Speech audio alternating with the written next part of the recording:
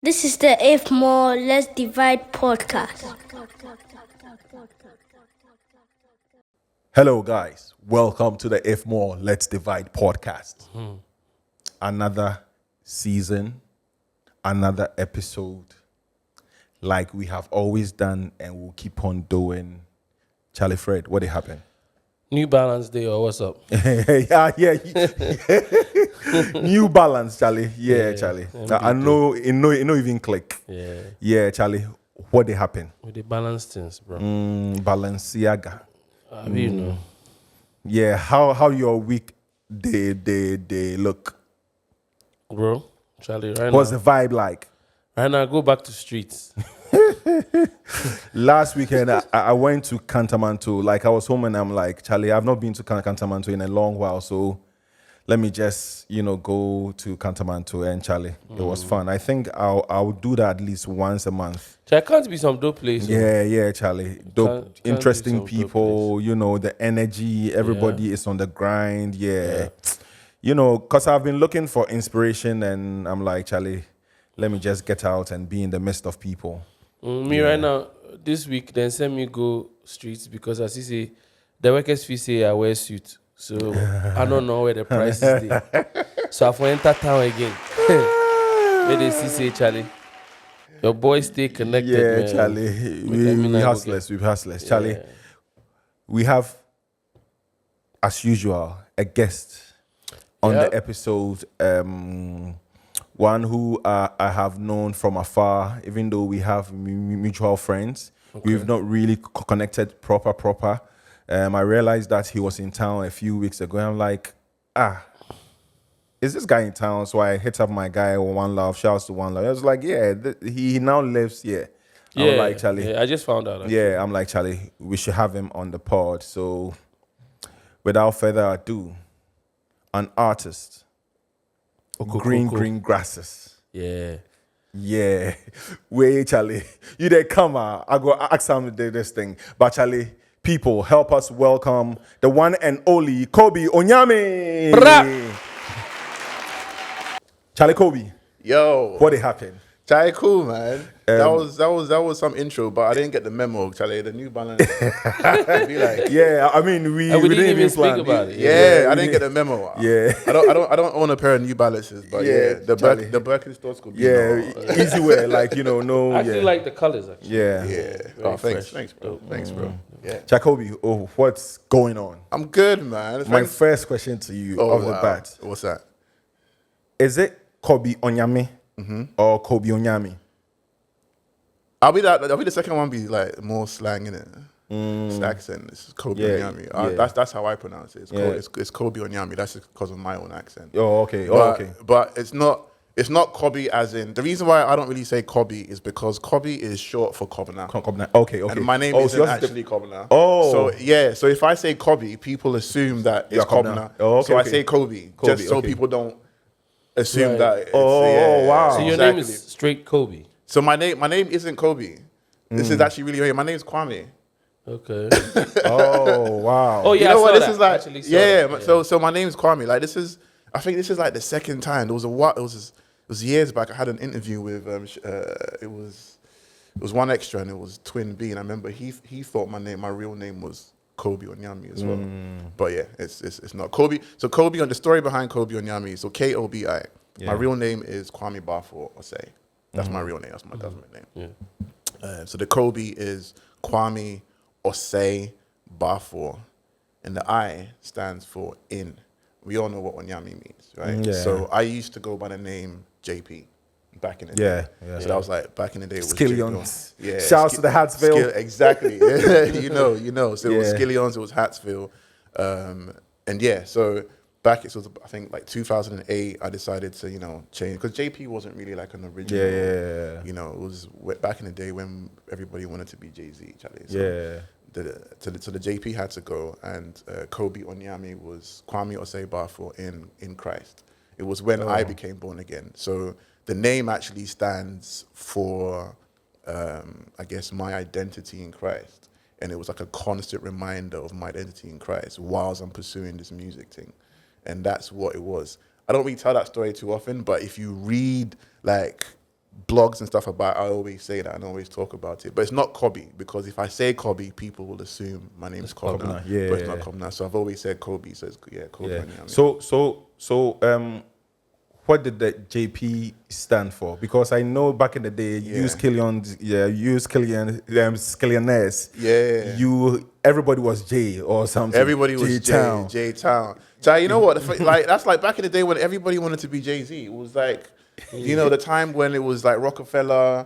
You know, so I think Jay was the biggest at the time. Everyone, and it was, I think, the coolest name at the time. So it was just Charlie. Everybody wanted to be Jay-Z. So yeah, I was JP. But my JP came from, this is, man, don't laugh. But my JP came from Legon University, right? Okay. So it stood for John Paul Esquire.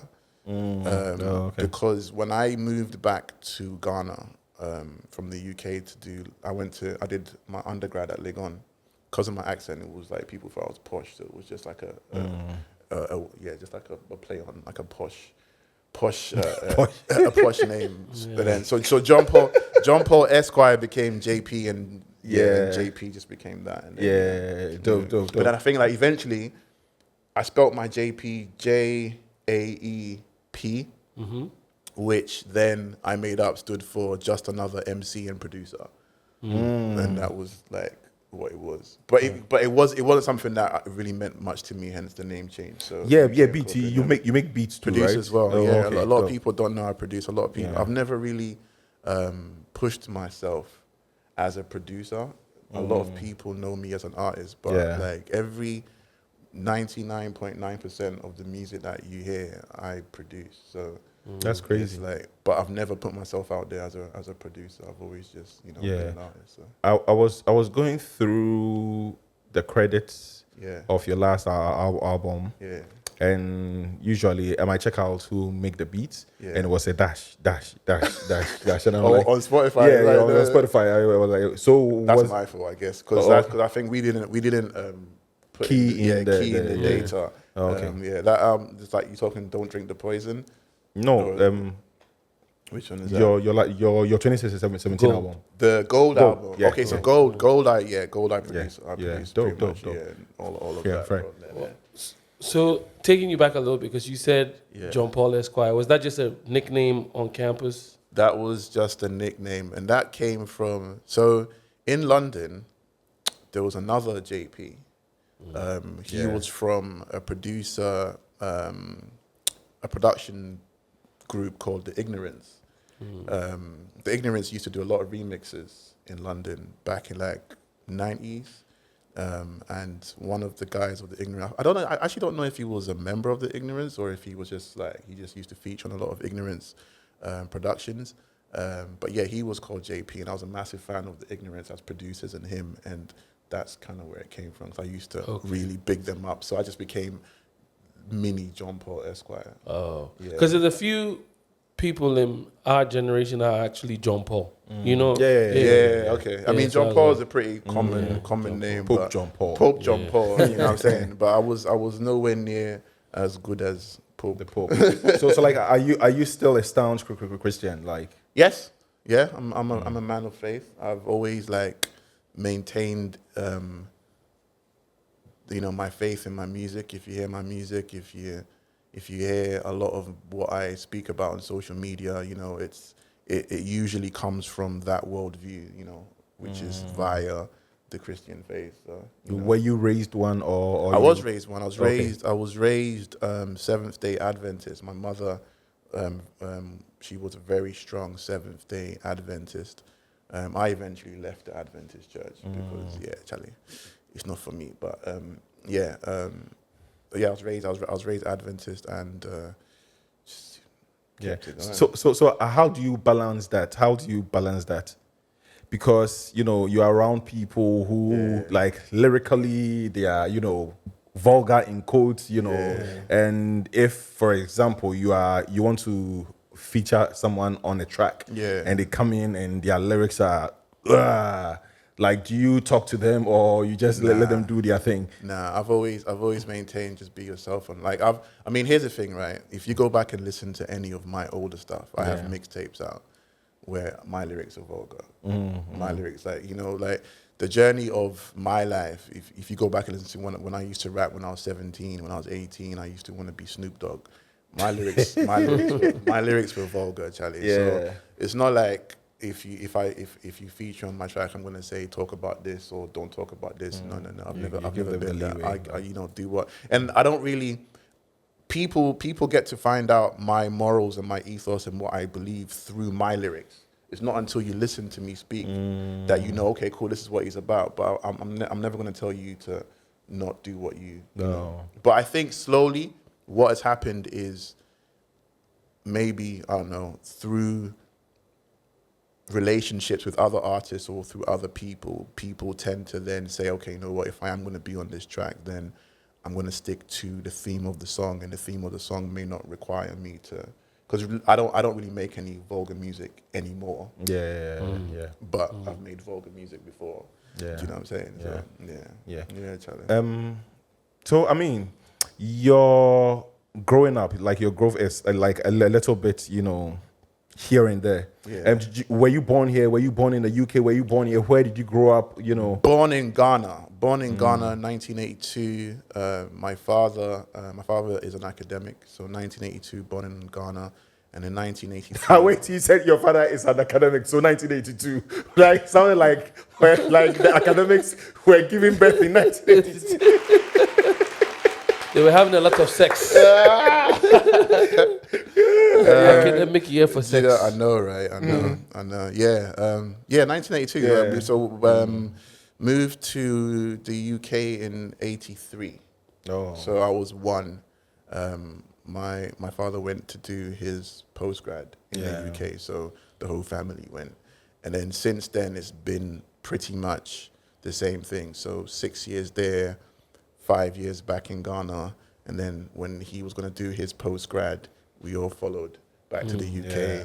So yeah, it's been back and forth since I was born. I think the longest stint was probably when I guess when I went back. So yeah, when I went back, that was the longest, my longest stint in the UK. Fred, back in the day, it was so easy to move your entire family to the UK or the States. Now try, just tell them that you are going for school and you want to take your entire family. Yeah. Like it's crazy. Yeah. It's difficult now. Yeah, it's actually difficult. Like I think I don't know if it's xenophobia or it's just they're tired of immigrants or they just. I mean, it's become very, very difficult to, very difficult and very expensive. Yeah. Now, right? I think I even heard recently that the UK are planning on raising the visa fees. Crazy. Yeah. which dumb leaders won't do nothing about because they're gonna take visa fees and still refuse people and not return those monies. Yeah. It's just, for me, it's an economic plan for them. You spoke about that on one episode. It irks me a lot because... Oh, that means you actually listen to... I watch you guys, bro. You guys, look, let me just say, man. Give me calm, bro. Nah, bro, for Appreciate real. that, Like, appreciate that. Tombo, like, bro, you guys... Let me just say, like, you guys are the best podcast we have in Ghana right now. Yes, sir. No, for real. Like, Appreciate that, man. And it's more so... It's more so because I think you guys get guests on and you just let the conversation flow. Yeah. Do you know what I mean? It's not like a rehearsed thing. You let the conversation flow. And do you ever watch Diary of a CEO? Have you seen that podcast? I've seen some episodes. Is that he's kind of similar. Light skinned dude. Yeah. Kind of similar in that manner where like you just let conversations. Yeah, and, you never know what might come out. But yeah, big yourselves up, man. Yeah, Charlie, thank you for the shout. Charlie. So you grew up partly in Ghana Yes. and partly in the Yes. UK, and now you're back. Now I'm back. Yeah, since December 2021. Got married in 2020. Oh, nice. Shouts. And then COVID happened. So when COVID happened, everything stopped. And then we decided to find some green grass somewhere else. So like, is your wife from here? No, so my wife is Charlie. I don't know if I should say it, but yeah, my wife is South African. Yeah. Oh, yeah. Nice. My wife is South African, and she's here with you. And she's here with me. So my wife, myself, our little Why did girl. you think you should say that? because I don't know how personal this interview is. Oh, right. Oh, we don't have any, issues. So long as you wanna, you wanna share. Yeah, you wanna share. Yeah, Yeah. cool. So how was your household like? Like with your mom, with your dad being an academic? Yeah. What was your mom doing? So my mother, she was mostly like a housewife and a seamstress and a dressmaker. So I grew up in a household where my father was the academic, the shack, the authority in the house, and my mother was the creative. So I believe that I get a lot of my creativity from my mother's side, because she used to sew dresses, design dresses from scratch. Like I remember, as a kid, seeing her cut up the papers. Like when they're sewing dresses. Yeah, they're making the pattern.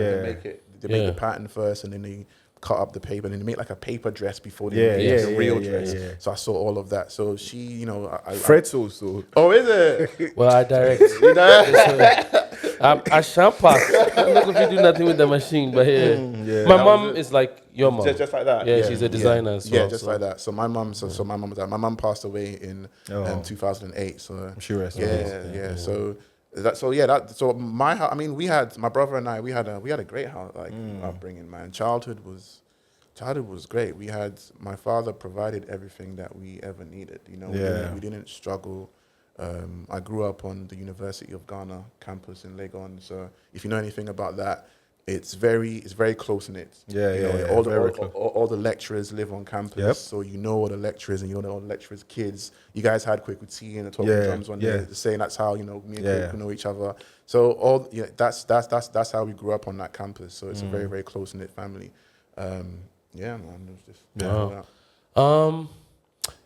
It sounds like we're building quite a story here, but I want to take you back a little bit to when you were talking about your music and your faith. Please do. And how it influences maybe the artists that come on, and how you yourself have evolved through making some maybe racy, edgy music to now there's probably more of a message or like an ethos, as you said, to your music. Like people know, okay, this is what this guy about.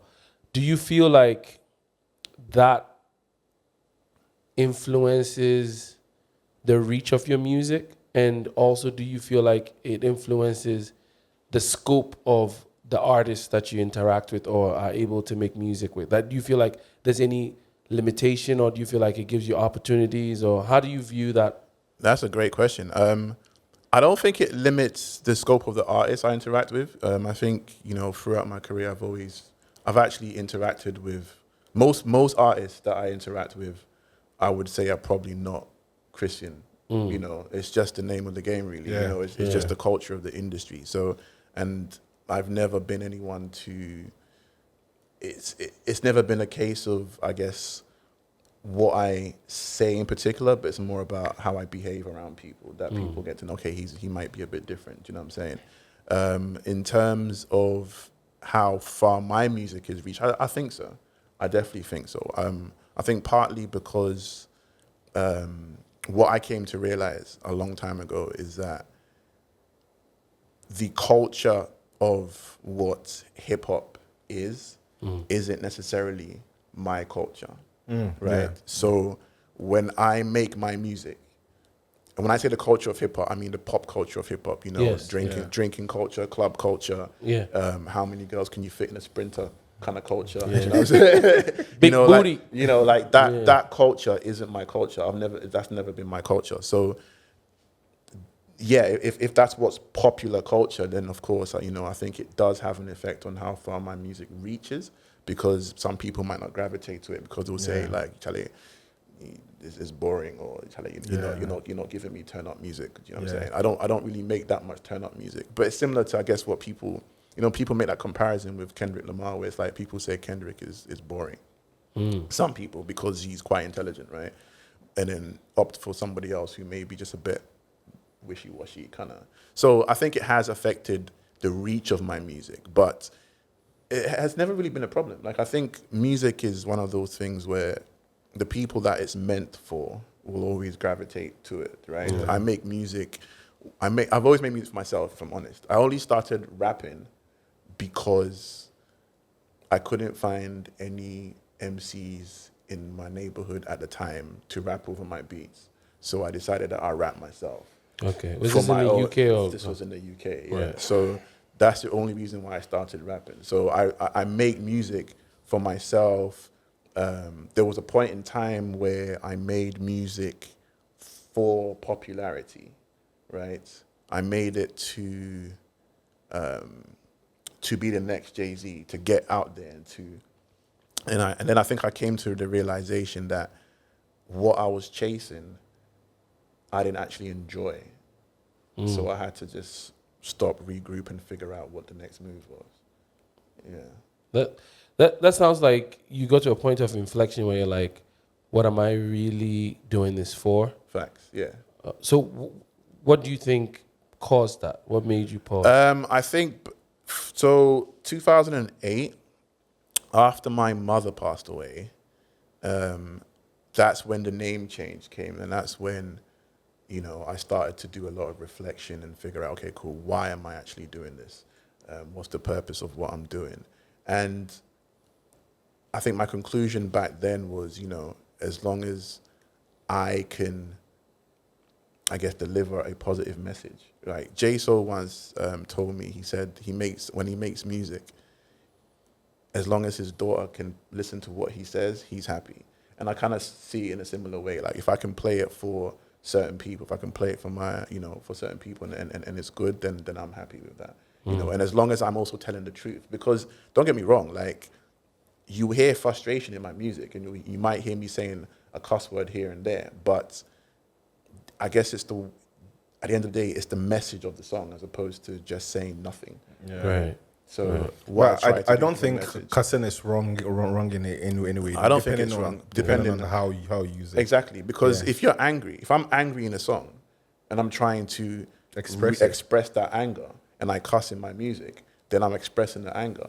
But if I'm cussing because it's just part of my language and I have nothing else to say, then I think that's where the problem is, right? So you have hip hop today where sometimes people use cuss words, not because they're angry, but because it's just part of the slang. Yeah. And it's like, well, you're not actually saying anything at that point. You know what I'm saying? Because then I won't be able to actually tell when you're angry because you cuss all the time. So when are you angry? Yeah. You know? Or maybe they're just angry all the time. Maybe they are. Maybe they are. And maybe they generally have a reason to be angry all the time. Or frustrated or whatever the streets frustrated, giving them. exactly. Do you know what I'm saying? So. What was your mom supportive of your, art form, of your music? Charlie, this is like Ghana, African parents. Yeah. I mean, I'll be lying if I said that my parents were fully behind the music. You know, my father being an academic, obviously, that's why your mom. I mentioned you because I know your father. We all know the answer to that, right? You know, this is like being an academic is like, he wants. What are you doing? Exactly. What are you doing with your life? Yeah. It's just and you understand your parents. You understand why they do that, because at the end of the day, they want you to be successful, and they were raised a certain way, and success meant a certain, certain things to them. So my mother the same. I mean, my mother probably was a lot easier, to express, that desire, and it was a lot easier, I guess, for me to play at stuff. I remember, so back in Ghana when I was at university, I used to produce a lot of stuff in my bedroom. This was around about time when we started the Hattsville Skillions area. And my mum used to nickname my bedroom the Boom Boom Room, because that's all she heard from the room, like boom, boom, boom. And so when the boys came up to the house, said, "No, you guys are going to the boom, boom, room to make boom." Okay, that's what I'm saying. So she was a bit more like, okay, cool, into it. But yeah, I'd be lying if I said they were fully behind it, because that, coming up, Ghanaian, your parents, they want you to be a doctor, lawyer, professor. What did your dad want you to be? Or did he ever express? I don't think he ever expressed. I don't think he's ever expressed exactly what he wanted me to be. But I mean, I'm almost certain that he would have loved me to follow in his footsteps. Are you you have another brother? So I have a brother, yeah. Oh, but you're like junior, pretty much, because you came out for it. Okay. So most dads probably wish you were in academia. So. Yeah, fathers. Shout out to our fathers. Yeah. So you said in 2008, you had a name change. You sat down and reflected, about a whole lot of things. And your mom passed in 2008. Yeah. Do you think your mom played a role in everything around that time? Your name change? Yeah, definitely. Because it was devastating when my mom passed away. That's when I did go a bit wayward. That's when I made mixtapes which were angry, which were vulgar, which was that's around that period. So she definitely her passing played a role in that, but then it also played a role in me fully deciding to do what I loved.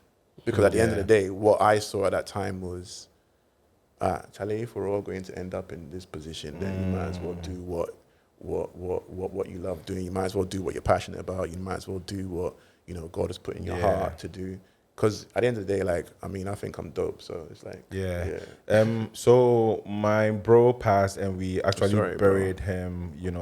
A few days back. I think 2 days ago. Bro. And sorry, bro. When people die, that's when we sit back and reflect. Yes. About everything. Yes. Like it gets to you. So one day it's going to be my turn. And all that.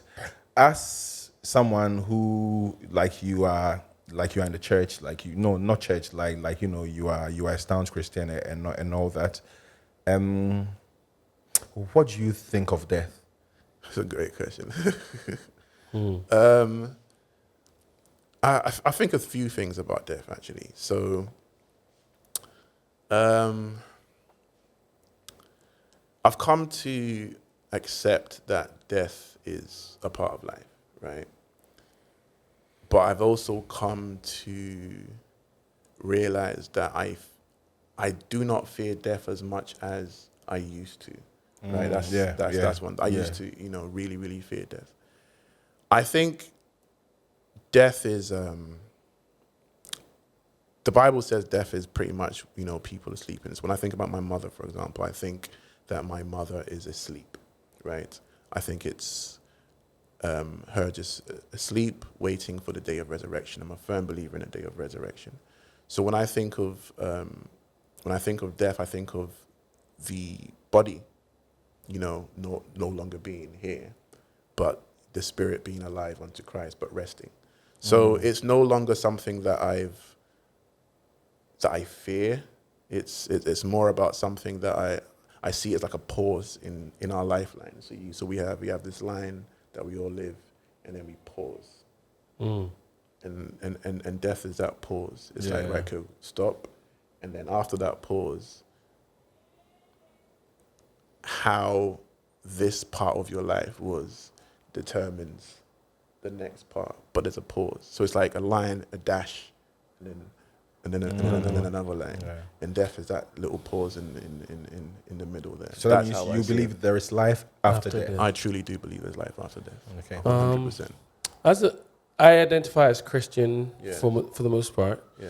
So I'm curious to get your perspective on this, because there's the part of me that's, let's say, academic. Yes. And then there's part of me that's, I rely on my faith. Yeah.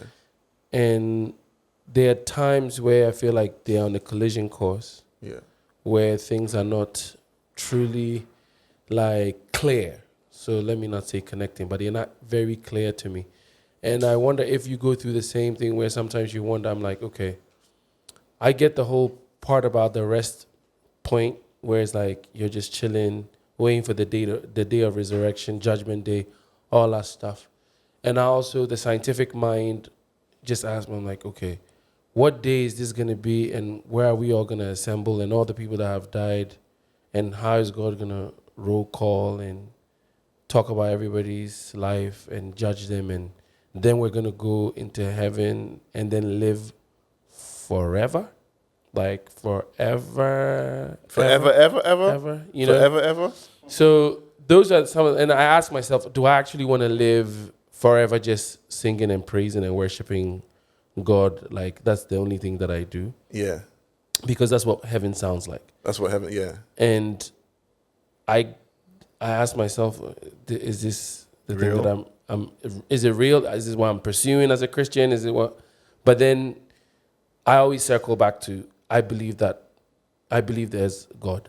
Yeah. So my question to you is, as a Christian, do you ever contend with things that, from an ideological standpoint, feel like, okay, I follow the faith, I understand the faith, I'm with the faith, but then there's the other side of you that's like, this is really not making sense to me. There's a lot of things as believers and as a believer that don't make sense, but the Bible talks about all of that.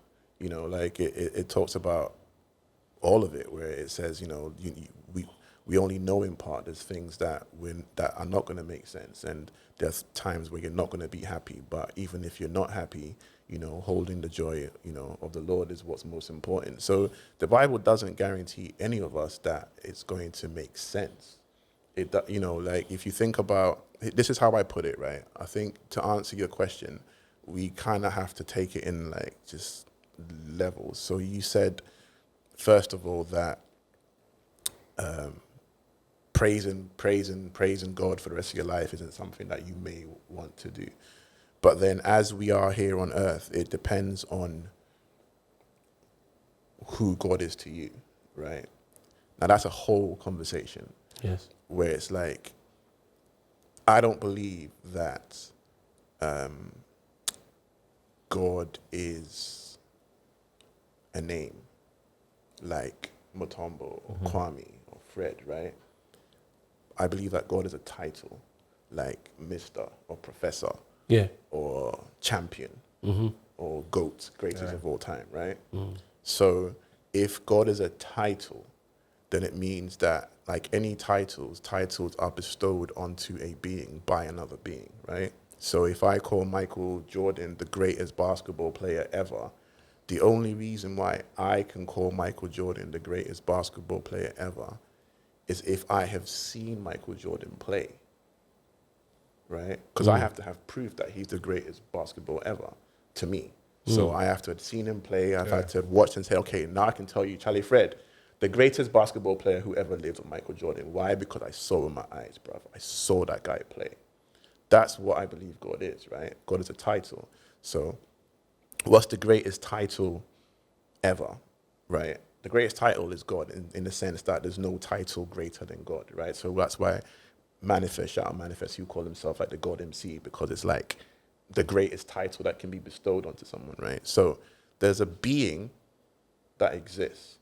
And if you believe in God, then what you're saying is that you have bestowed the title of God onto that being. Now, I don't know the shape or form of that being. Nobody knows what God looks like, right? But if you say that you believe in God, then for you to bestow that title onto him, the question I'll say or ask you is, why? Why do you call him God? Because if he hasn't done nothing, if you haven't seen him play, if you haven't seen him, if you haven't seen him in action, if you haven't seen him do what requires the bestowment of that title, then why do you call him God? So the problem is, a lot of people say, well, okay, I can say I believe in God, but I don't actually believe in God because I don't actually bestow the title of God onto that being. Does that make sense? So if I say, Mutombo, you are the champion of all champions, because I must have seen you. I must have seen you exhibit champion, that champion behavior or champion spirit or champion. So a lot of people who bestow that title of God call God God because in one shape or form, God has shown in their lives that he is God, right?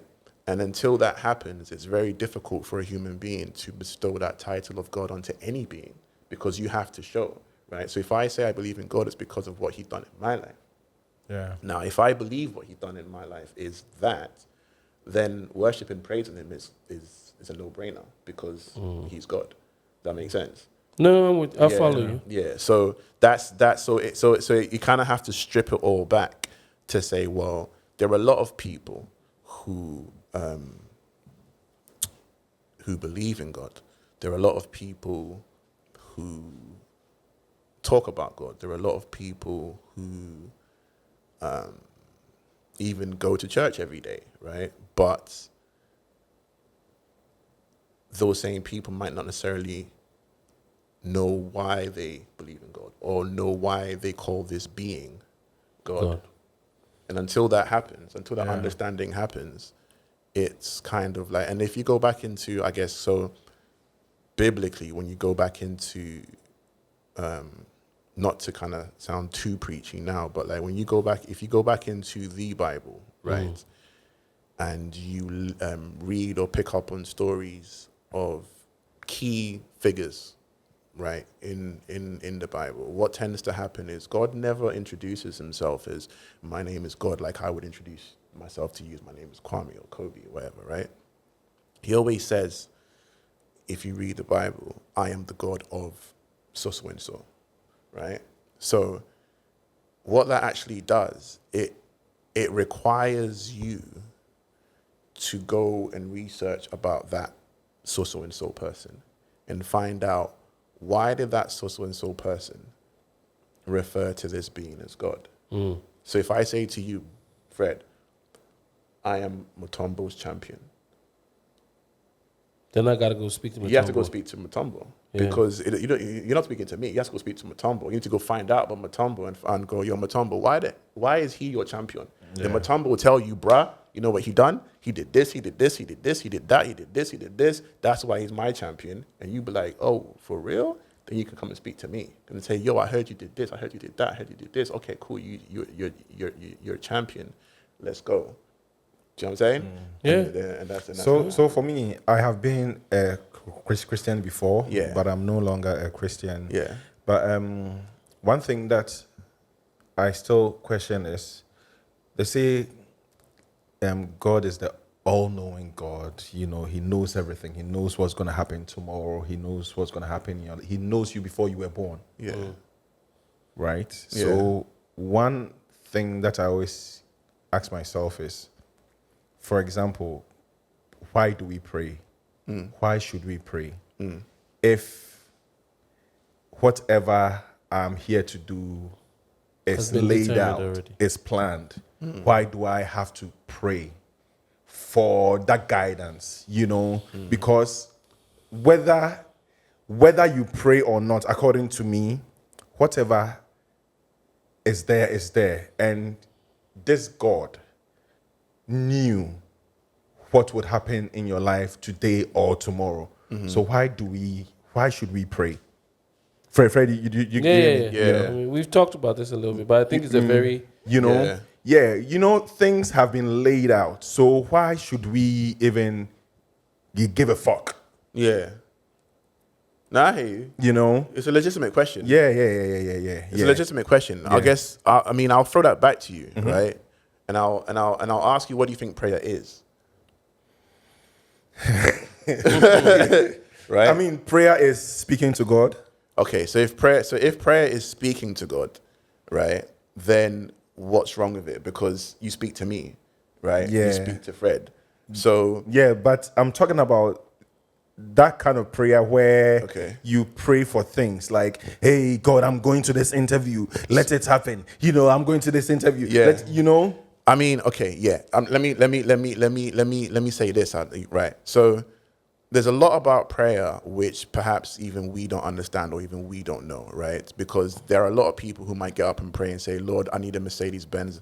I need $1 million tomorrow. Please do this for me. Do this for me. You know, there's those type of prayers. And then there's also those type of prayers where it's like, okay, cool, Father, thank you. Giving thanks, Right? So there's different type of prayers. But at the end of the day, it's just talking to God, right? So it depends on how you see God. If you see God as someone who's just going to give you just things, then you're gonna then you're gonna kneel down. I need to pray that prayer right now. I mean, I like the second kind of prayer where you just, and even me, right? I still give thanks to the universe for allowing me to be here.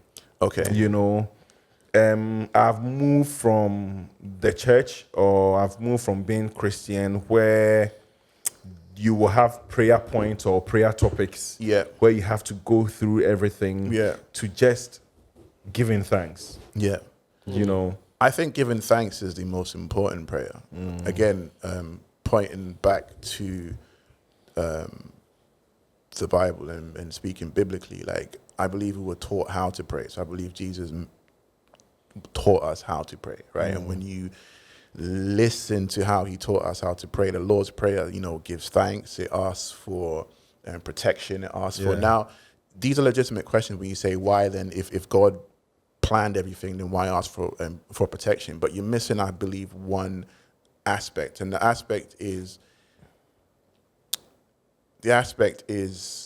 choice. okay.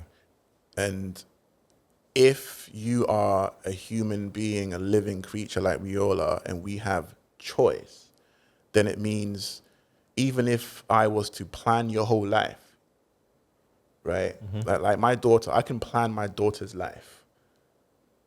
Say, you know what? In the morning, even at 2 years old, I say, right, my wife makes breakfast.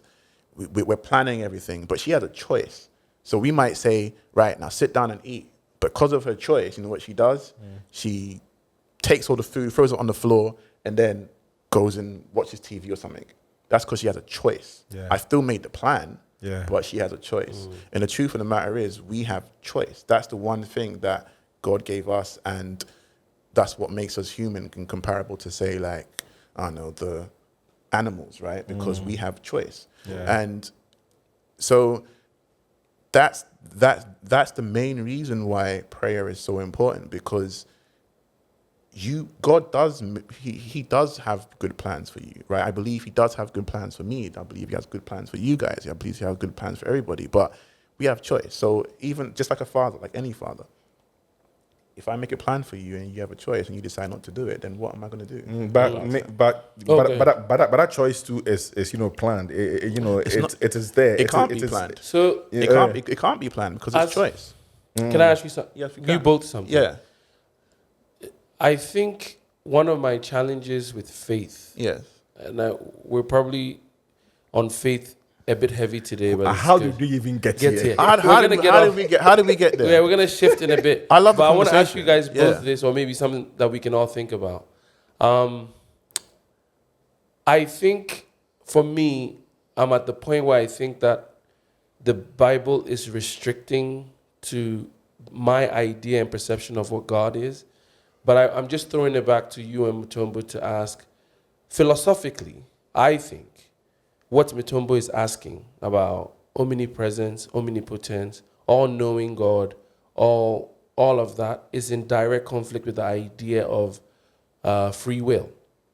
Okay. Because if philosophically we say a being that created the entire universe knew it before it was formed and after it was formed, and how he knew before you were born and who you were going to be, where you were going to come from, where you're going to end up, that's in direct conflict with any level of free will that you can exercise. Because I think, if I'm not mistaken, and I don't want to misquote, but I think even in the Bible there's places that kind of say he knows who is coming into heaven and those who are going to hell and yada yada, that kind of thing. So if all of those things have been predicted already, then Mutombo or somebody who has moved, changed their faith, has solid ground to stand and be like, this is out of my control. What the fuck am I doing? Like, this guy has already made his choices already. Or if you come from a perspective of a father who has planned things and we get to make our choices, so we own and are responsible for our choices, but it's not God's decision that you go to hell. You get to determine that.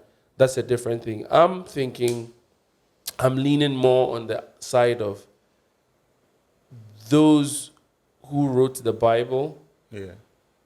So I hope my mom doesn't listen to this one. But I think they kind of fucked up by adding the omnipresence, omnipotence, all-knowing thing in there, because I feel like if you drill down as an academic, because you come from academics. Yes. If you drill down, you get very philosophical with it. Yeah. I think the two ideas are just opposing to each other. I don't know if you have a perspective. I'd love to hear it. But that's what I think. I don't think they're opposing. I don't think they're opposing at all. So the reason why I don't think they're opposing is because, I mean, you said something quite interesting. You said God knows everything about you, what you're gonna be, and etc. etc. That's not true. Like God is not sitting there saying that, Mutombo, you're going to be a podcaster when you're this age, and that. No, he didn't know that you're going to be a podcaster at this age. No. The Bible. So what's all-knowing? Nowhere in the Bible does God say that. That I know what career path you're going to take in life, right? Now, there's two different things, right? A career path doesn't necessarily. Let me put it this way. The purpose in achieving purpose. If I have a purpose to heal people, there are many paths that I can take to achieve that purpose, right? So we have to understand what God's purpose is, right? So all-knowing, omnipotent, he has one purpose, and he has one purpose for human beings. Now, how you achieve that purpose is up to you, right? Because, put it this way, if he is God, and if he did give you free will, then it will be very wrong for him, right, to say, Fred, you're not doing what I want you to do. Stop that, bad boy. Change. Do you understand what I'm saying? Like, he can't do that. He has to allow you to make your own choices. But the purpose remains, whether or not you choose to do it or not. So what you might find is that you might go through life, I might go through life, Mutombo might go through life, and none of us achieve purpose because of the choices we made. I think that's my biggest fear, actually. Do you understand? To not achieve my purpose. That's the thing. And so the purpose remains, regardless of whether we achieve it or not. But it's our choices in life that determines if we do achieve that purpose. I have a perfect segue for you, by the way. Tombo, you have something for him? No, you go. Okay. Then we change that. So G-O-D. G-O-D. But let's start at G. G. What's your affinity to the word, to the letter G? My affinity?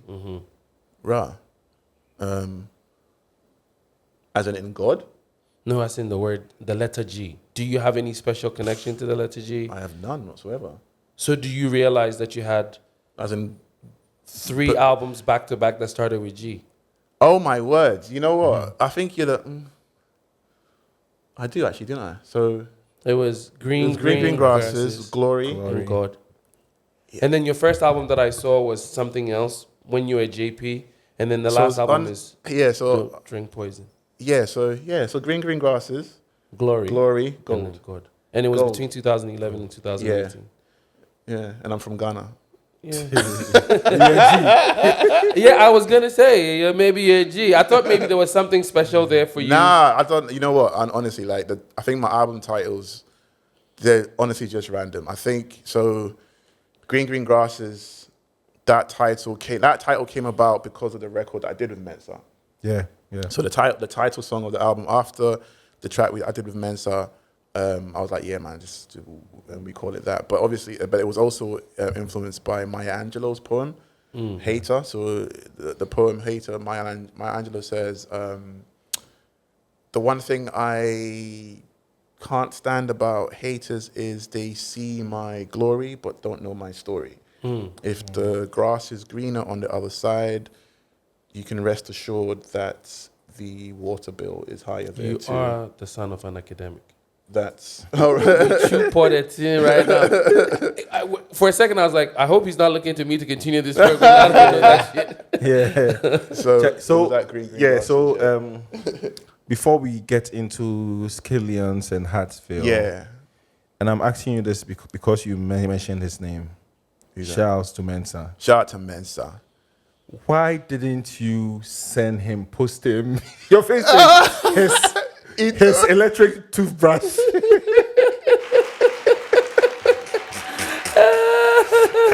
I love that one.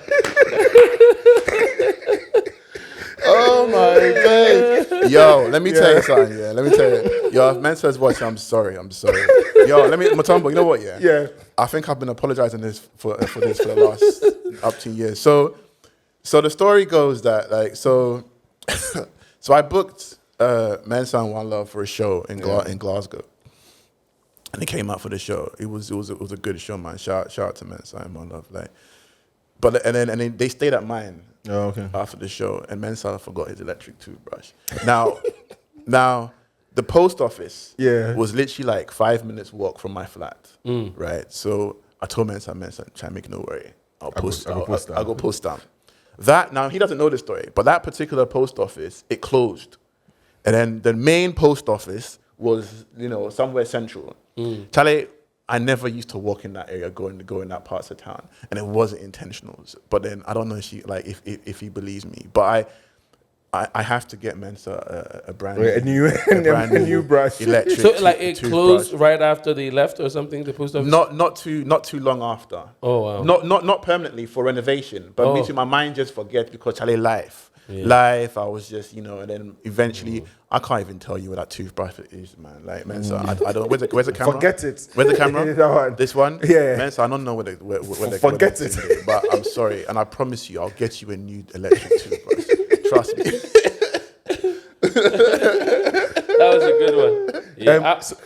Good. No. Yeah. So let's get back to Skillions and Hartsville days. Yeah. I hear you were one of the founding. You are one of the founding members of Skillions. Hartsville. Hartsville. Yeah. I wouldn't say Skillions because that's J. So Hartsville was a crew. So when I came to Ghana in 1999 from the UK. So I went to the University of Ghana. So I was in the University of Ghana for those 3 years. And it was those 3 years, between 1999 and 2001, 2002. Those were the years that Hartsville was born. And it was lit. 1999? 1999, between 1999 and 2001, 2002. Yeah. Oh, wow. Yeah. Didn't know this. That's when Hartsville was born. Hartsville was born in those years. So it was, it was myself. Now, bear in mind, all the beats that I was making back in the UK that no one wanted to rap on, and I was like, those were all the beats that I came back with, and then this is what we started with Hartsville. So, between those years, myself, Francis Mante, who's like Myth. Myth, yeah. The Cans brothers, so that's the Rapathologist, e10. Who else was there? QBA. Oh my days.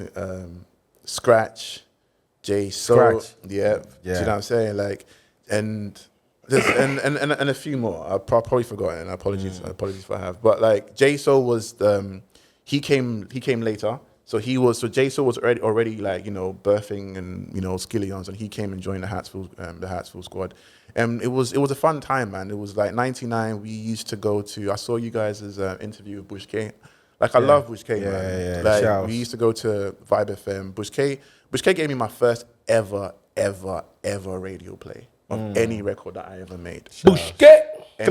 So all those beats that I was making and and trying to rap on everything, like Bush K gave me my first ever radio play. So as Hartsville, we used to go to Vibe FM, rap, freestyle on Vibe FM. And it was just between those.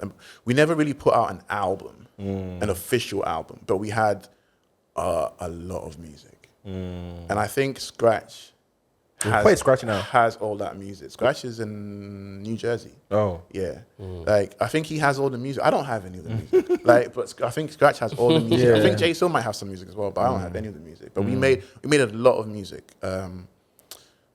We made a lot of music. And the beautiful thing about Hartsville is, out of Hartsville, like you're saying, birthed, Skillions, and we know how many rappers in the scene, but and to be honest, even out of Hartsville, I mean, e10, so Nkuma, for example, Fred Foster, he's a massive, like, huge designer, in America just now. Oh, so, I've seen him. I've seen his stuff on social media. Yeah, so Fred, in LA or something. And so I think he's in Atlanta, or he might. I think he's in Atlanta, but yeah, he, an incredible designer.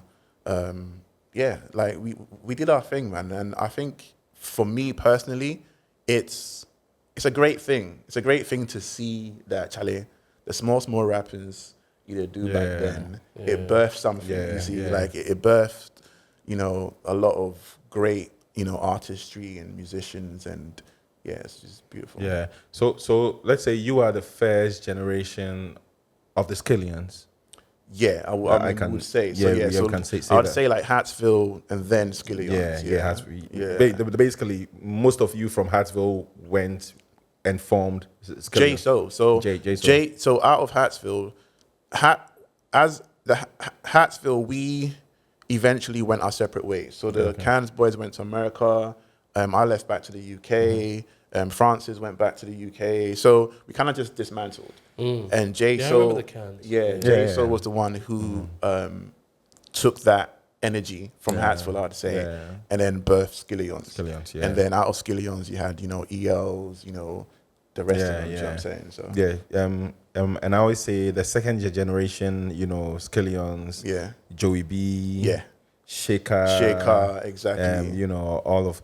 Now, if you sit back and look at what you guys, started, how do you feel? Like, man, Charlie, I feel like an old man. I feel proud though. I feel major proud because, like, I tell you what, like, EL hit me up not too long ago actually, wanting me to jump on a track, and I was like, no, it's a blessing because Charlie, I rapped here, so I feel very proud. I think it's important that we tell these stories, because hip hop is also very much alive in Ghana, and we have a story to tell. We have a scene, and there's actually been generations. I sat with Kweku T not too long ago actually, and we kind of ran through the generations, because for the first time we realized, there's actually generations.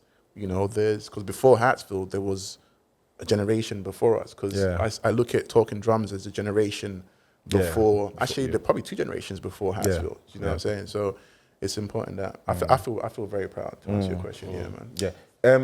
And now, back then, GH rap was big. Yeah, man. GH rap was big. We had the likes of J Soul, EL, Joey B. Like, they were doing it, right? But now we don't see, or we can't find, like, no one is doing GH rap. Yeah. Like, what do you think made GH rap extinct? Is it extinct, or is it just gone back under? Was it ever commercial? Was it ever above ground? I think it was. It was getting there. Yeah. Well, what do we consider GH rap? Like rap, hip hop. Like, No Sarkodie, there's no day inside. Sarkodie at a point in time Was Okay. So we're speaking of the rap. No, like rap in Blair. Oh, so that's what I the think. G- okay, That's what I think. Yeah. Because Rap Blair. even I was a bit confused in terms of, like, I think GH rap essentially was GH rap because it was English rap, right? It was English rap. So it was English rap. Yeah. I think the truth of the matter, I mean, this is just my opinion, but I think a lot of the GH rap artists realized that to reach the masses in Ghana, you can't rap in English the way they were rapping in English. So rapping in English, 1, rapping in the fake American accent, 2. All of that, you can't do that and reach the masses in Ghana, and that's not a bad thing, because if anything, it requires you to just be your authentic self, right? And the problem with GH rap is GH rap, for the most part at that time, wasn't authentic, and some people might not agree with me, but I mean, it wasn't, and we have to be honest with ourselves. It wasn't authentic from that point of view, what I've just explained. So you get a lot of the rappers who went GH rap have now gone to, what I loved about Shaker, they started using Pidgin. They started going, and that was more authentic, and that's when they started doing numbers. That's when they started, you see that all over the world. So I think GH rap just developed into something else. Evolved. I don't think it evolved. That's the word. It evolved into something else. It was necessary. I mean, it necessary. was Very necessary. because basically you have no ID. Yeah. Like, because someone from here Bro, you will ain't struggle. Brooklyn. Yeah, then you go to the States. You ain't Brooklyn. Yeah, at all. Yeah. But that's the thing, like, we all did that, right? I think as rappers, No, but you, it makes sense because you didn't grow up here, right? I did, and well, that's part of the reason why I never pushed myself. And you had the best of both worlds. Okay. Right? Yeah. You were living in the UK and you were living here too. Yeah. But most of these guys were here and Full time. Full time. Right. Okay. So it'd be sounding like Method Man.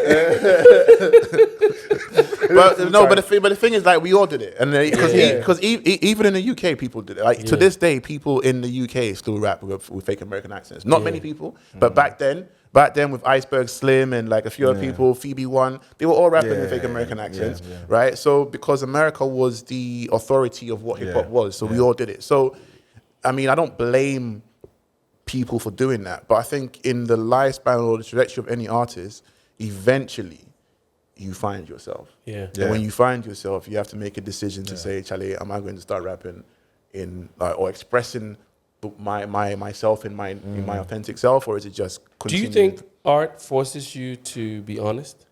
Yes. I think it forces you to be honest. No, it if you do it long enough is, I guess, what I'm asking. If you do it long enough, yes. If you do it long enough, I think it requires you to be honest, because there's only so much fakeness that you can do. It's like there's different type of artists, right? I believe there's different type of artists. There's artists who know about the business, right? Their mission is to come out here and just sell records, right? Yeah. Kudos to those artists. Some artists can do that. And you can tell those artists from a mile away. Those are the artists that come out and they make singles, bangers for the club, and it's, continuously the same thing over and over and over again. Those artists don't necessarily tend to be album artists, because they'll give you 15 tracks of just club bangers and there's no substance. I'll give you a perfect example, not to really shit on anybody, but Flo Rida's an example. I've never heard a Flo Rida album in my life. I'm sure he sold millions of albums, but I know every single Flo Rida single because they were always in the clubs, right? Yeah. So there's that type of artist, and then you've got the artist who is very authentic because they want to tell their story and they're very they got something to say. They have something to say.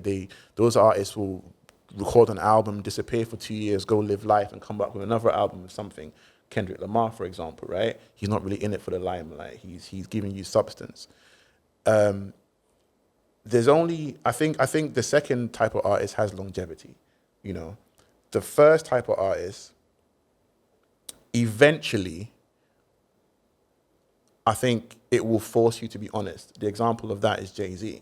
Now, if you're a Jay-Z fan, if you followed Hove, like, I'm a huge Jay-Z fan, and he had to do all those albums to get to 444. Yeah. Right? If you listen, like, I'm not saying he's not being honest. He has been honest in his career. He's also been very extravagant in his career as well, right?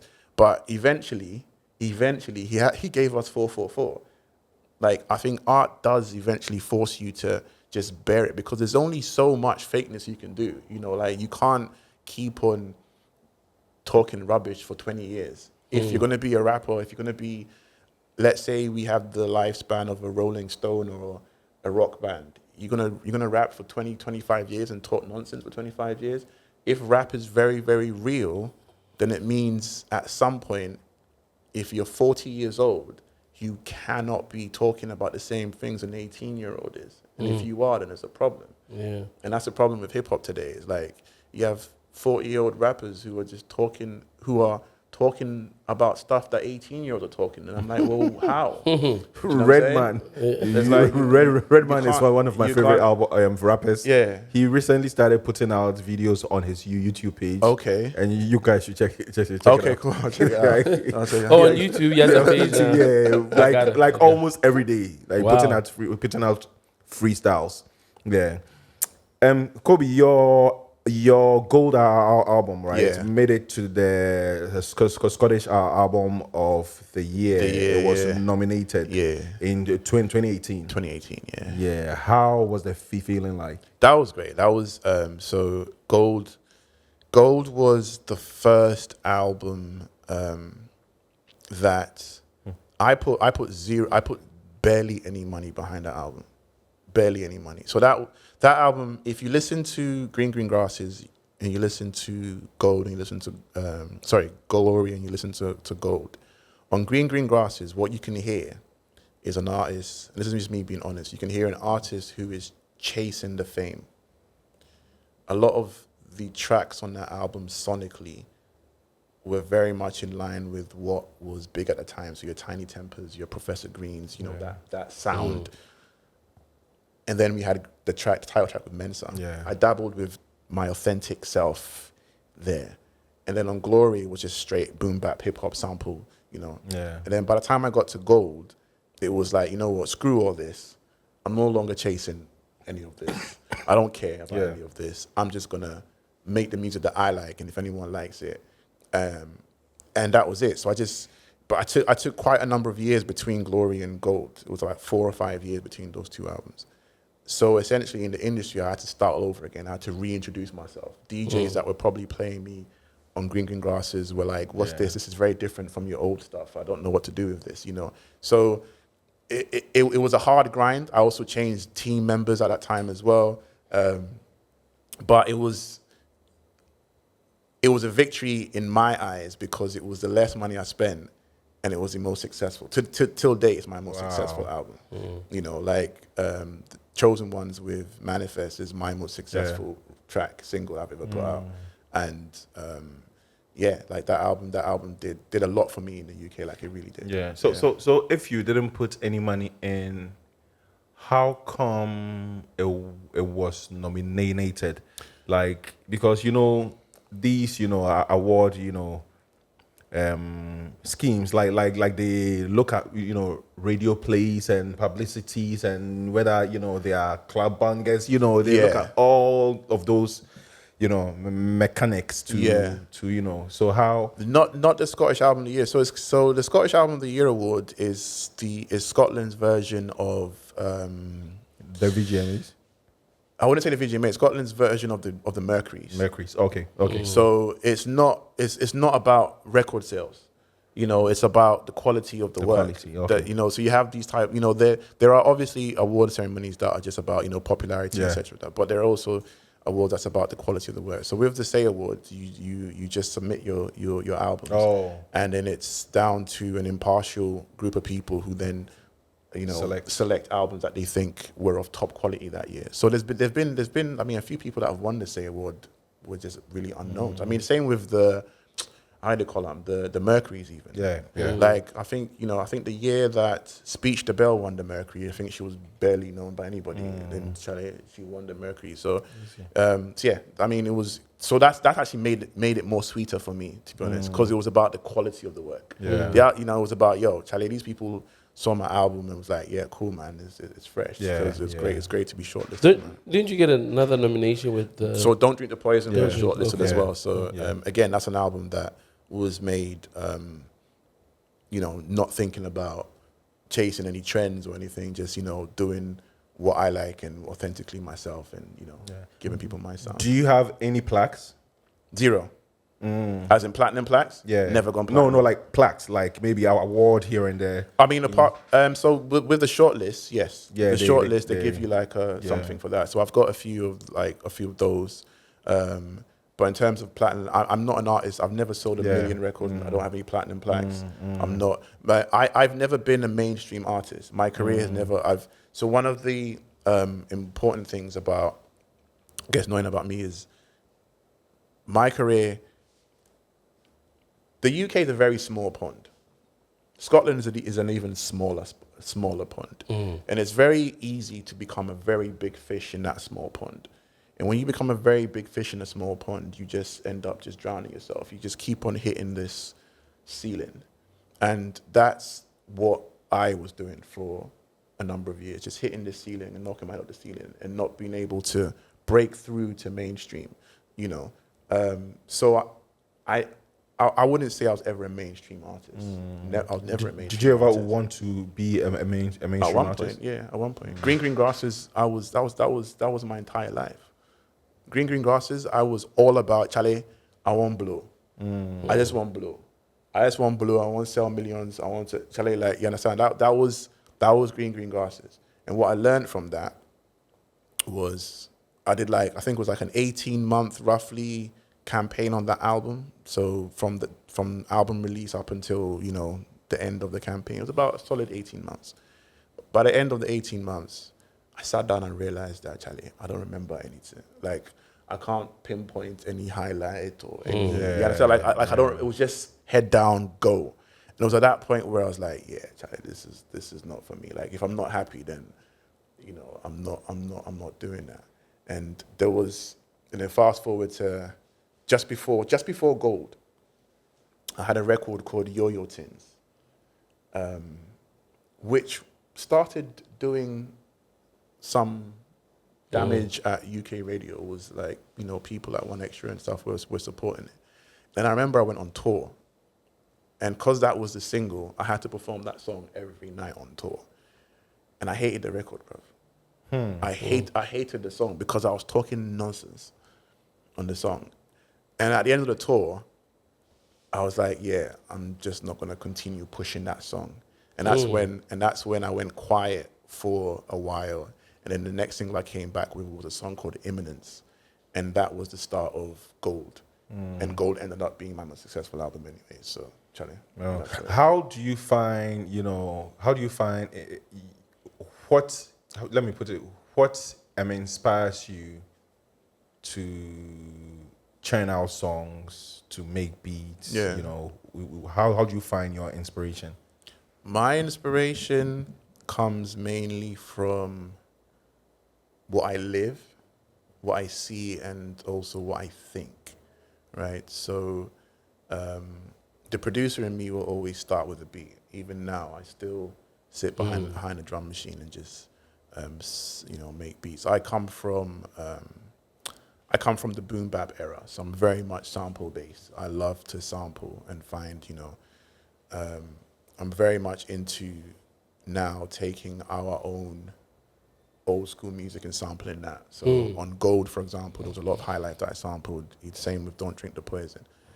And sometimes it's the beat that dictates where I'm going. Yeah. But a lot of times it's my life, what I live, what I see other people living, and it's commentary on how I see other people living or commentary on how I see myself living, and that's what makes the record. Yeah, man. I mean, you mentioned that you've moved now to live in Ghana full time, got married and stuff. Having the benefit of living in the UK, and making the conscious choice to raise a family here. Yes. You see the recent protests, young people asking for a better future, wanting things to be improved. They're not partisan about their demands. They just think the country's not working. Yeah. How do you, as a parent, as a father, feel about raising your daughter here? You said you have a daughter, right? But also, do you feel like you're in control enough where you have the confidence that your child can grow up the way that you want them to grow up and have the opportunities and be safe and all of that? Like, what do you think as a father? Yeah. As a father, I intend to equip my daughter fully the same way that I was equipped with, I believe, all the things that she needs to be strong, to face adversity, to be successful, right? Because I can't guarantee safety in the world for my daughter. But what I can guarantee is she'll be equipped to face it. Do you understand? It's not necessarily my responsibility to make, because once she's out of home and she's out in the world, the fact of life is that the world is or can be a dangerous place, right? Is she going to get all the opportunities? Perhaps no. But she will be equipped with what's needed to face that. And I think that's what's important. That has more to do with focusing rather on the quality of the individual rather than trying too much to change what she eventually is going to go face outside. Because I can't change what she perhaps will face outside, but I can equip her that she can face it head on. And that's more important to me.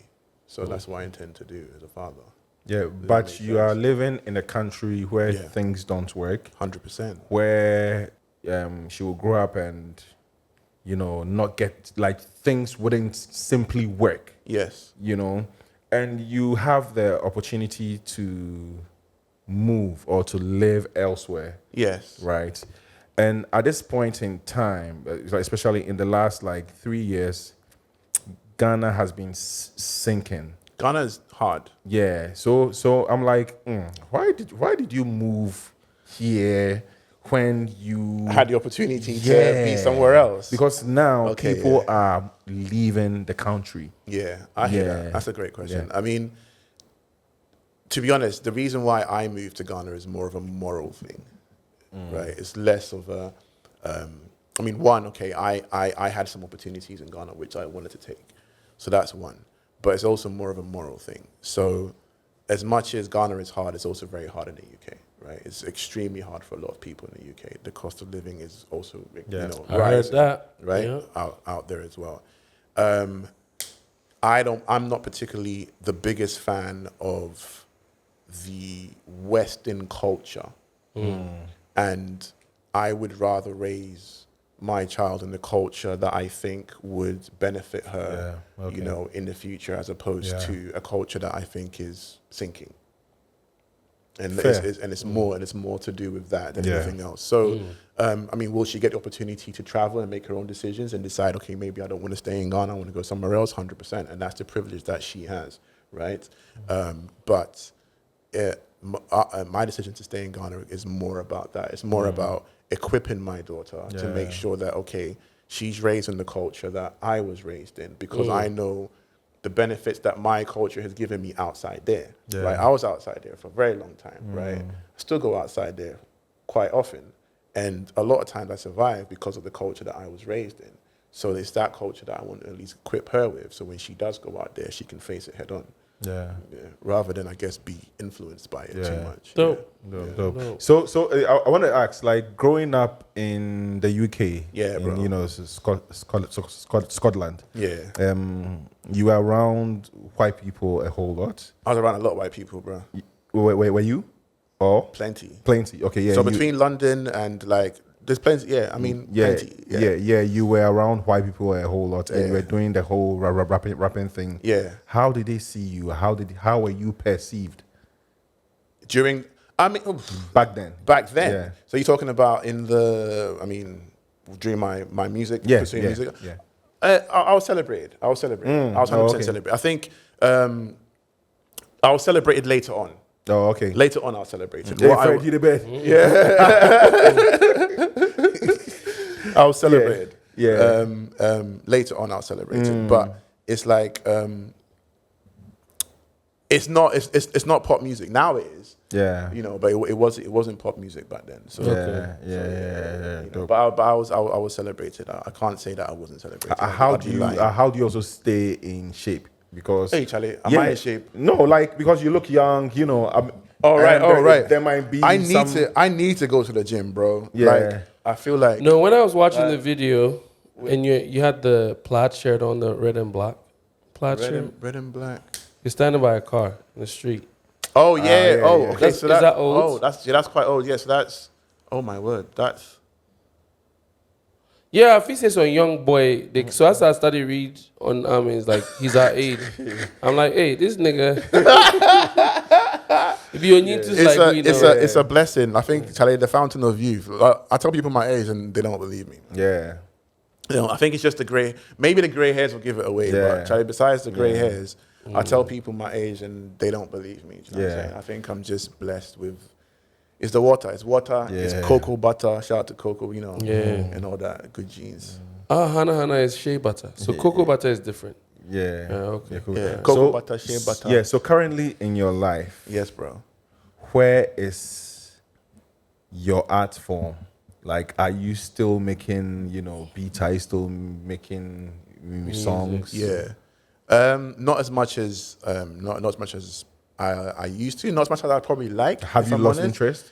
I haven't lost interest. I think I've just found other avenues to express myself. So I started managing artists. For a few years I was managing an artist back in the UK as well. I'm currently managing an artist in Ghana, an artist called Tomiwa, great folk musician. I've got the Oroko Radio show, the album show. So I just talk about albums on the show and play my favorite albums that are like made by Africans on the continent or in the diaspora.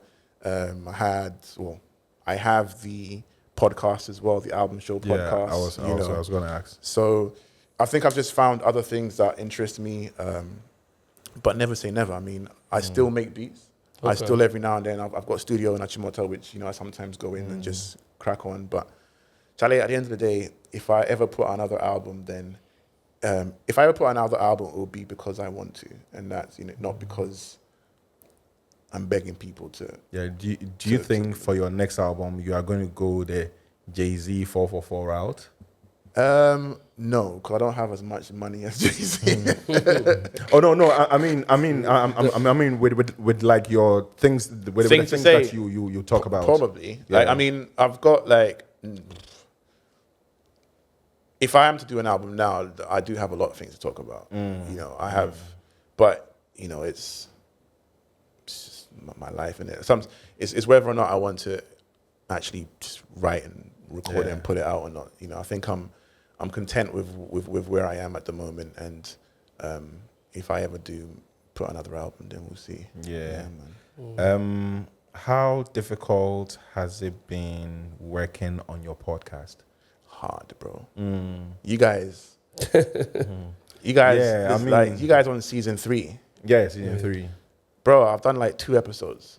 I'll tell you, one of the reasons is because just two episodes. Yes. I thought I had seen. So there was the EL episode.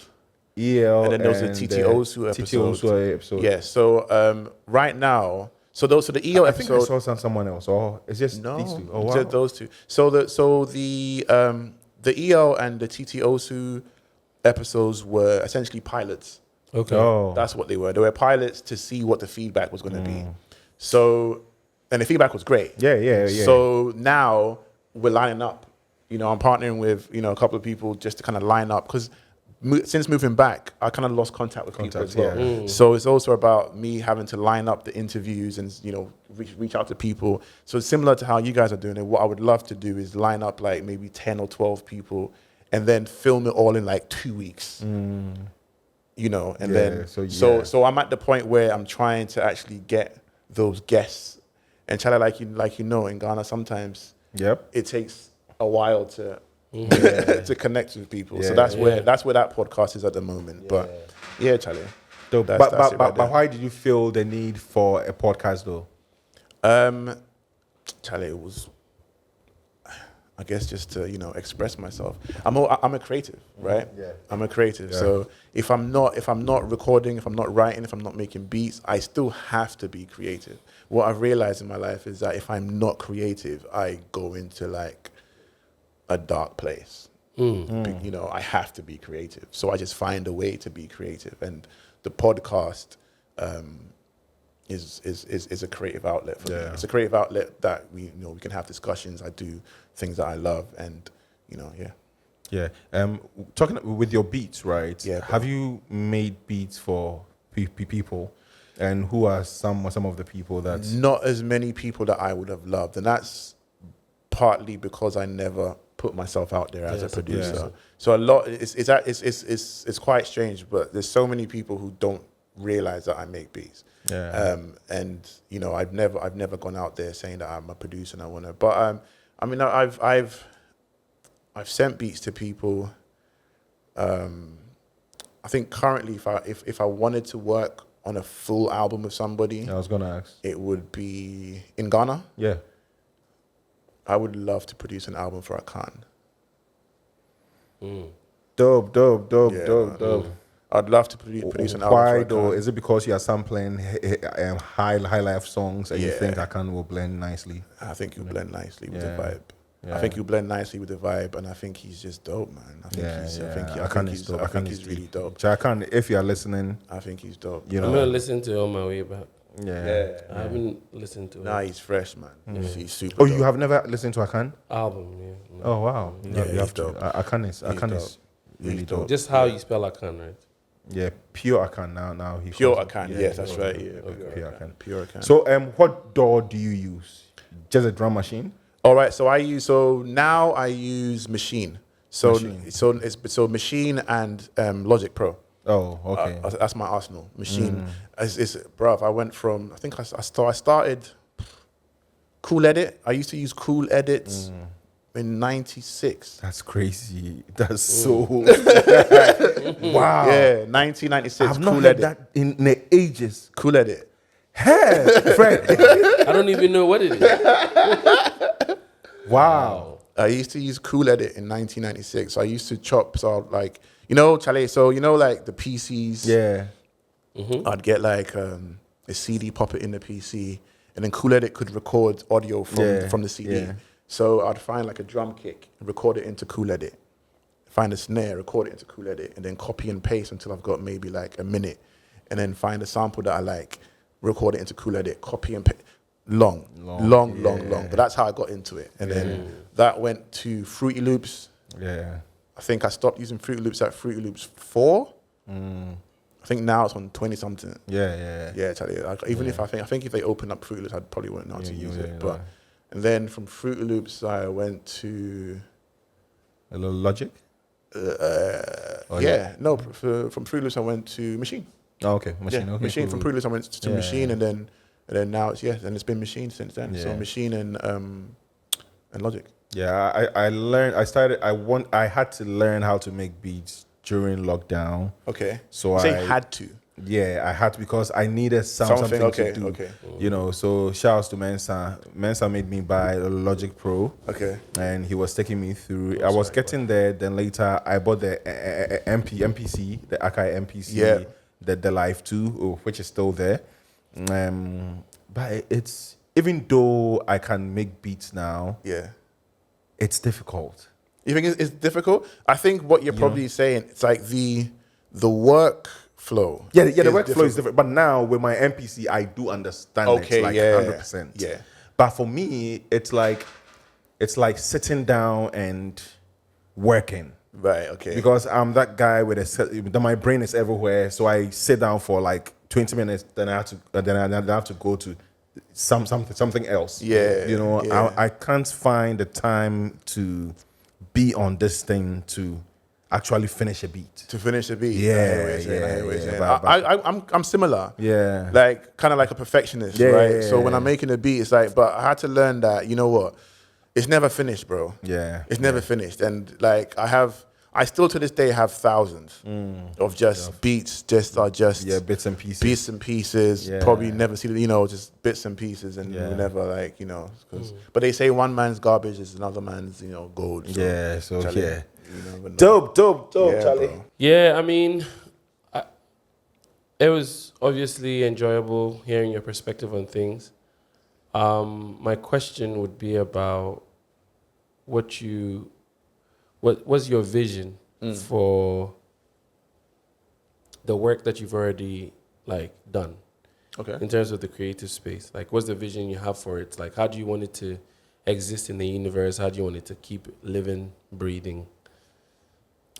The albums that I've made so far? Or just on all the work. On all the work. Yeah. I mean, as far as the albums, I'd love the albums to live on forever. It's such a crazy thing you say that.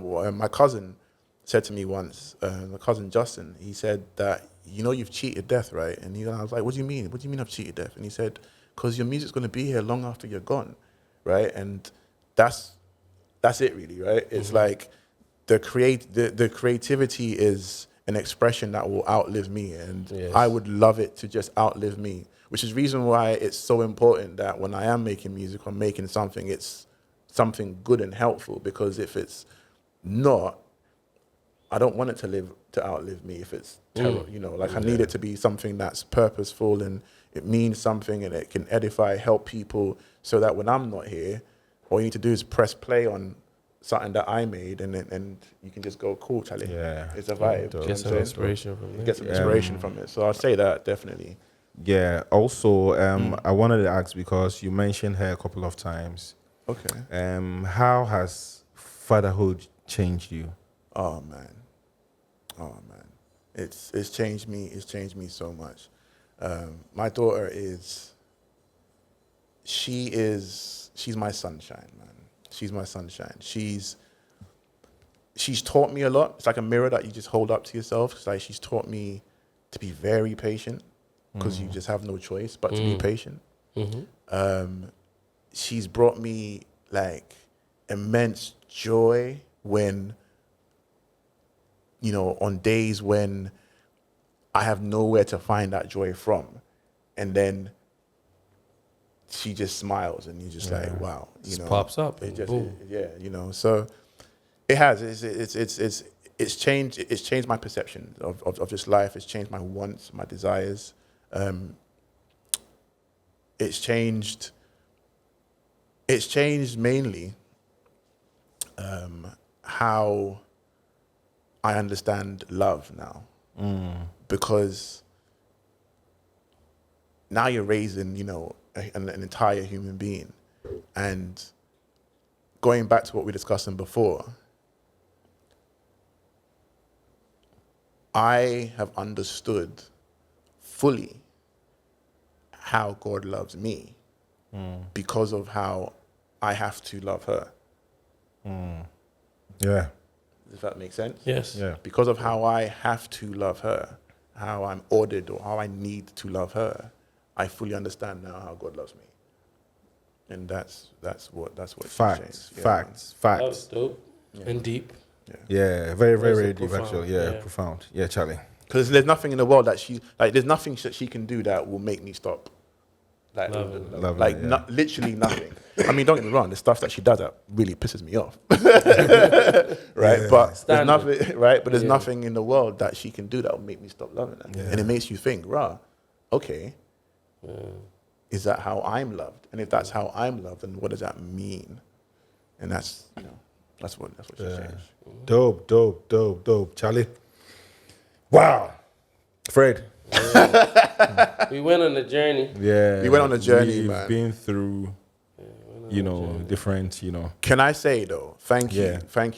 to you guys for the platform, really, because it's amazing the different guests that you keep getting on and a different perspective of just different things that you keep on getting on. I think essentially in life, right, the one thing that's true about life is nuances. And I think we live in a generation where people forget the nuances. And I think what your podcast does, it really presents just a plethora of just different nuances, different perception, different opinions. We love the conversations. Do you know what I'm saying? So the Hearing conversations people's are, perspectives. yeah, it's very important to have conversations. So please still keep having those conversations and thank you for the platform. Shout out. Gunshot in out of here. Chai Fred, Yeah, bro. how you see the conversation?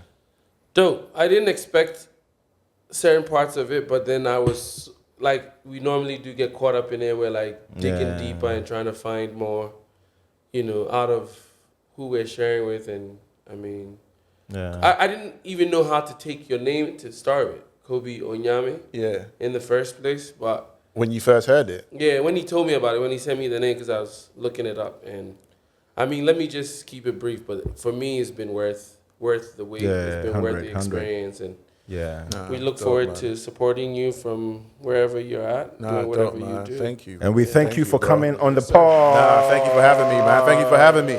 Next time I'm coming on with New Balances. Hey. Balance it I'm out. I'm balancing it Yeah, out it's a with, balance with it my out, own Charlie. new balance. Sorry. Balance. We thank you for checking out the pod. We Very thank you for stupid. sticking with us, you know, season 3, and you're still here with us. Subscribe, leave a review, share with a friend. And Charlie, by doing so, you are helping us grow and you are keeping us here. Booyaka!